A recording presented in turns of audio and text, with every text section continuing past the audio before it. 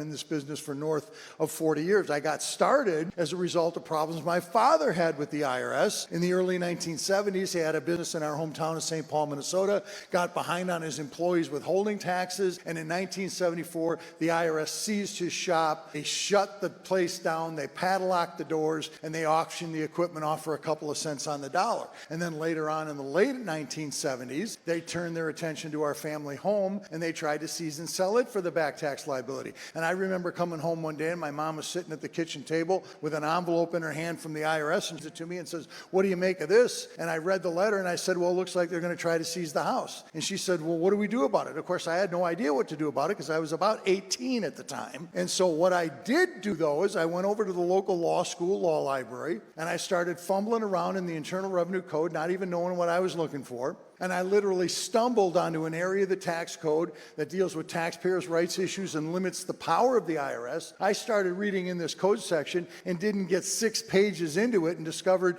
that the IRS was proceeding illegally to seize my mother's home. And so I did what any 18-year-old would do under the circumstances. I sued the IRS.